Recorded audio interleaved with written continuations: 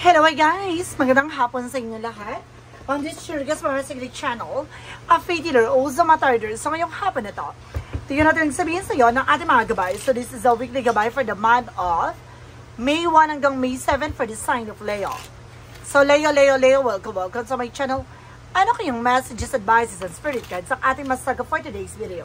Kanina kayang energy or kaganapan sa buhay ng mga Leo signs ang ating mga gilab. So guys, this reading is a general reading namang hindi na't makaka-resonate. Kunin lamang po ang makaka-relate sa inyo. And comment down below kung kaninong energy ang ating nasaga. And guys, don't forget to like and subscribe my channel. And hit the notification bell for more videos. Sabi guys, maraming salamat po. Sa mga walang sawang pagsuporta sa aking channel, lalo-lalo na ang hindi nag-skip ng ads, sabay pagpalain kayo ng Diyos at may kapalisiksik, liglig, nag-uumapaw na biyayang manang balik sa inyo.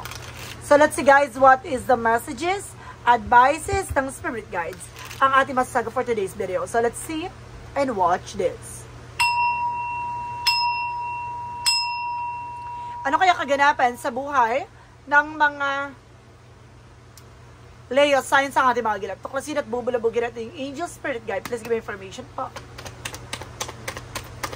Okay, so this is something, the 7 of Cups. Oh, opportunity. Maraming oportunidad na papasok dito. Maaaring maguguluhan ka.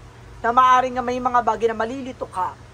No? Pakaisipin, pakakatandaan na naman yung mga magiging desisyon ay kailangan mong busisiin at unawain. There's a 5 of Pentacles in reverse, something financial freedom. Na makakalaya ka na at maaaring matapos na anuman suliranin, anuman yung mga bagay na pinagdadaanan mo tungkol sa finances. So there's a full card for process and progress. No? May pagbabago na. No, unti-unti ka na makakaranas sa kaginawaan at maayos na kalagayan. No, and this is something, the Hermit card, no? Kumaga, there's a soul searching, no? Parang nalaman mo na, nahanap mo na, kumaga alam mo na yung punot dulo, no? Bakit paulit-ulit yung ganong senaryo, no? Alam mo na kung ano yung kailangan mong gawin, alam mo na kung ano yung kailangan mo may sa katuparan. There's a 2 of Pentacles with a balance. Magiging balance ka physical, mental, and emotional. At the same time, there's an Ace of Wands for a new project, new plans, and there's something, a new beginning coming in. And there's something, guys, with a 7 of Cups, represented with a Page of Pentacles, for something investment, no? Kumbaga sinasabi dito, invest wisely, matuto ka, napangalagaan, protectionan mo, ano yung mga bagay na pinaghirapan mo. Let's see what is the 5 of Pentacles in reverse, something, guys, with the Lovers, na maaaring konektado dito about sa pag-ibig, na maaaring, kumbaga marami kayong pinagdaanan, no, ng inyong relasyon, ng inyong pamilya, ng inyong pagsasama. And this is something, the 8 of Pentacles. Mag-focus ka sa trabaho, negosyo, hanap buhay mo. Mag-focus ka sa ginagawa mo. Kumbaga magtiwala ka sa kung ano man yung mga bagay na hangarin mo. No? And of course, there's something, the Justice card, no? There's a principle of karma. Huwag ka mag-alala. Ano man yung mga bagay na ginagawa mo, manunumbalik sa'yo. Now, there's something, what goes around comes around. Nababalik sa'yo. Ano man yung mga mabuting ginawa mo. Kung ito mabuti ang ginawa mo, mabuti magiging balik nito. Kung naging masama ka sa lahat ng bagay na ginawa mo, magiging masama ang kapalaran para sa'yo. And there's a 4 of Swords, something, an intuition, rest. So, kailangan mo na pahinga, na nag-over fatigue ka. Ito yung sinasabi na masyado mo ng, masyado ng, tawag dito, nasosobrahan, no? Na yung mga ginagawa mo. So, kailangan maging aware ka sa with your action. And there's a 3 of Swords in reverse, something, recovery from the pain. Na makaka-recover ka na sa mga bagay na pinagdaanan mo. Let's see what is the 7 of Cups, because the Page of Pentacles. So, there's a 5 of Pentacles, 5 of Wands in reverse, something, recovery. At the same time, mawawala ka na with the complications. Na matatapos na makakalaya ka na. No, parang gano'n. Matatapos na ang mga sigalot, pinagdaanan mo. There's a good news coming in for you with the Page of Wands. May magandang balita na dito. And there's a strength with the confidence. So, kailangan mo nalakasan ng loob mo, maging matapang ka. Naalisin mo yung takot at pangamba mo. Mag-focus ka sa ginagawa mo. Mag-concentrate ka. What is your Hermit card? Because the Justice card. Represent with the 8 of Swords in reverse. Something of freedom from toxic and negativities. Ngayon, matlaman mo na kung ano man yung nagbibigay toxicidad sa buhay mo, kung ano man yung nagbibigay negativity. Na itong tao na to, it's a very toxic, itong tao na to, it's a very negative. Kumaga, marunong ka ng dumistansya. And there's a King of Cups. There's something ancestor guides na gumagabay sa'yo, na nagbibigay sa'yo ng intuitions, an inner voice, na binibigyan ka na paalala, babala, at signos, no, senyales na you need to pay attention. So, kailangan mo maging balance, physical, mental, and emotional. So, let's see anong kaganapan sa buhay mo with the Ace of Wands because the Three of Swords. Represented with the Sun card. Now, there's something a pure positive outcome. Magiging maganda ng kalalabasan nito. Magiging maganda na takbo ng sitwasyon mo. No? Additional messages tayo pagdating naman tayo, guys, sa outcome. So, there's the King of Swords. Now, with the stop the pattern. Putuli mo yung mga bagay na alam mo hindi nagsaserve sa'yo. Putuli mo yung mga bagay na makakasira ng mga plano at pangarap mo. So, let's see what is the additional messages. And there's an Eight of Wands. With the past communication and past movement, bibilis ang takbo ng sitwasyon, magbabago na lahat ng kaganapan sa buhay mo, magtiwala ka sa ginagawa mo. No, ano kasi sinasabi dito, may magandang balita. No, isa sa magandang balita na maaaring magkakaroon na ng changes, development.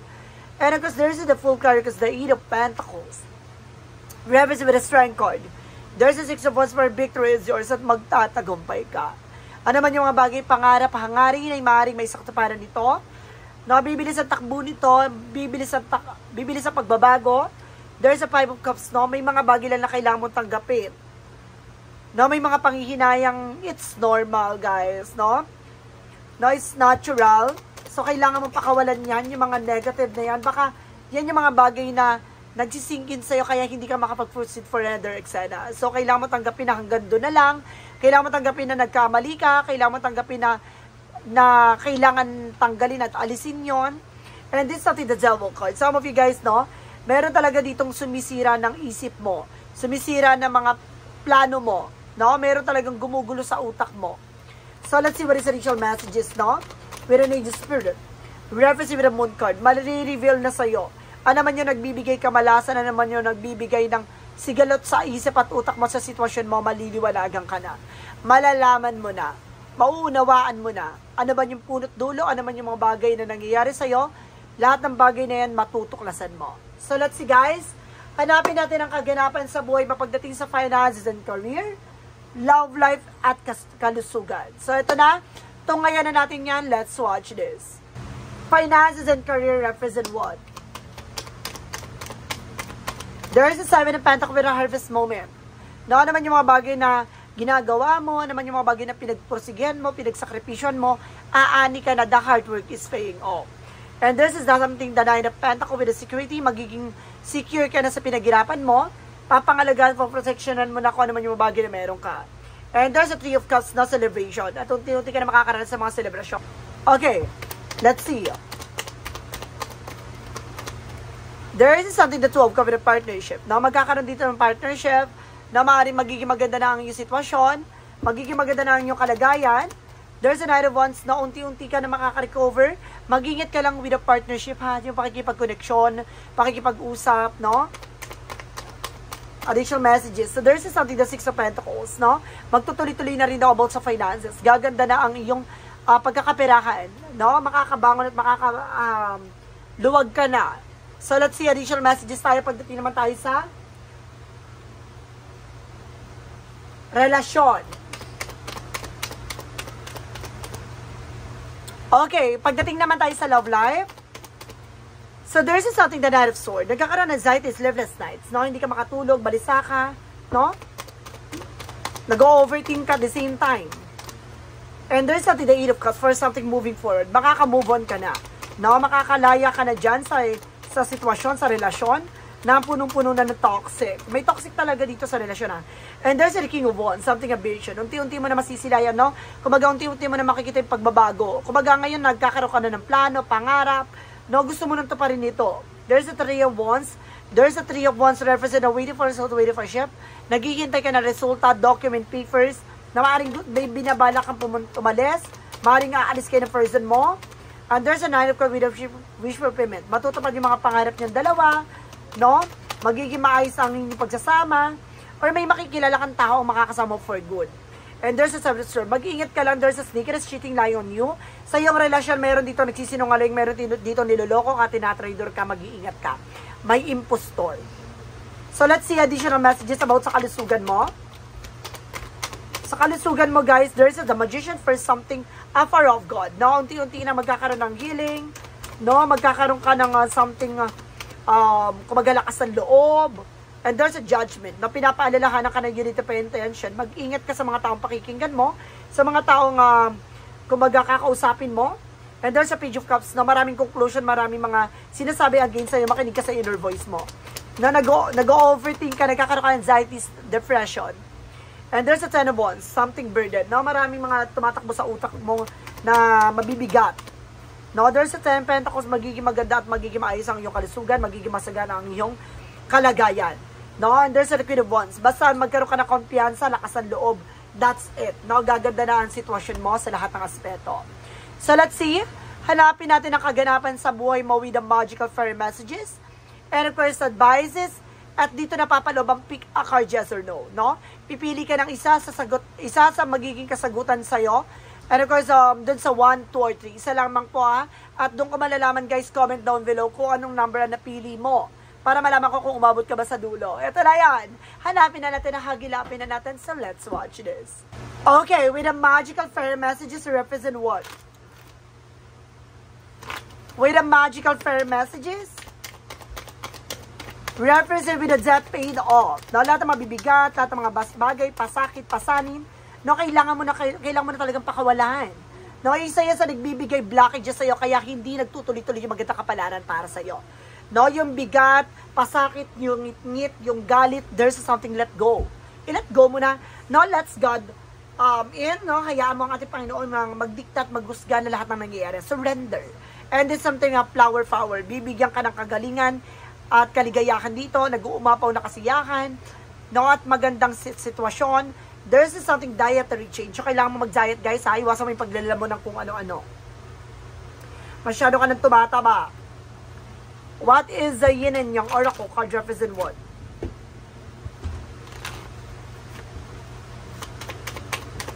And there's a facade. Now, there's something beliefs. Na may mga pinaniniwalaan, may mga bagay na susubukan kang paniwalain, na may nagbabalat kayo, mag-ingat ka. Hindi totoo ang nakikihirap sa'yo.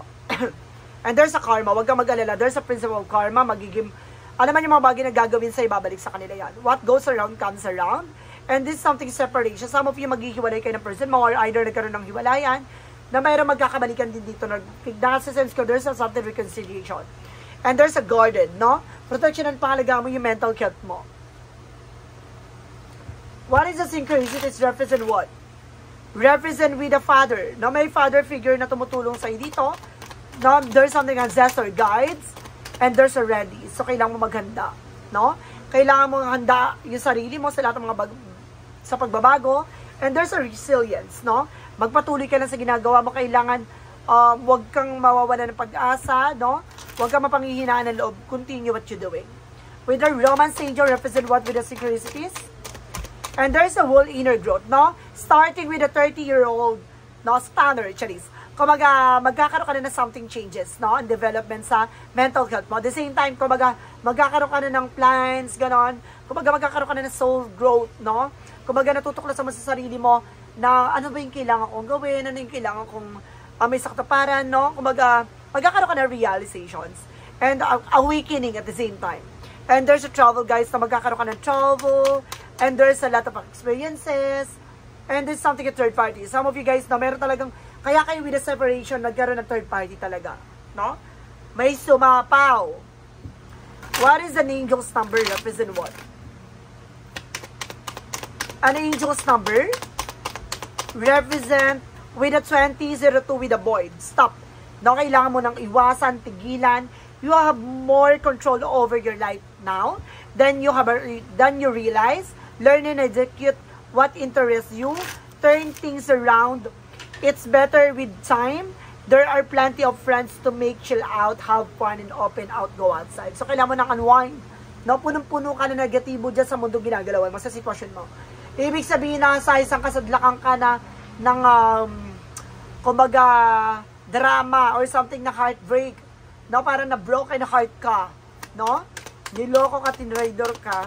What is the money move oracle deck?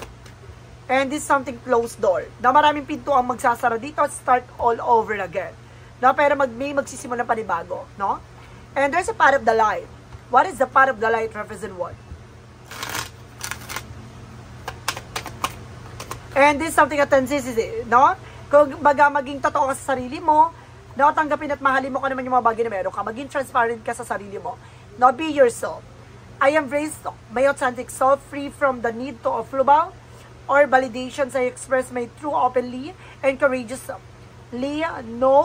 knowing that my authenticity is the greatest gift through being true myself. I inspire others to do same. Kumbaga, gusto mong, kumbaga, tignan ka na ibang tao na para baguhin din yung sarili nila, no? Na, kumbaga, iwasan nilang parang susunod, no, sa mga sasabihin ng iba, parang i-manipulate, no? And of course, kumbaga makikinig sa mga didictates nila, no? Kumbaga magkaroon ka ng something, or maging independent ka sa sarili mo.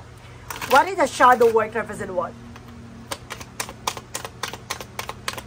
And there's a sacred boundaries, assertiveness and self-care. So, sinasabi dito na alagaan mo yung sarili mo, wala kang ibang pakikinggan kundi ang sarili mo. No, respecting and honoring your limits, set your free. Pakawalan mo yung sarili mo. No, may mga tao talagang kahit anong pilit mo, i-please mo, ganun talaga. Kung lolokohin ka, that's it. And this is something what lies beneath with the kid and future. Ano yung mga bagay na nakatago sa hinaharap mo? And there's an envy. Oh my God, maraming inggitera, insecurada, plastikada. And there's a game over. Tapos na ang laban. No? Tinatapos na, wala nang, kumbaga, chance pa, no? Kailangan ng tapusin na at kailangan ng wakasan na. No? Let's see what is the law clarifying for love situation.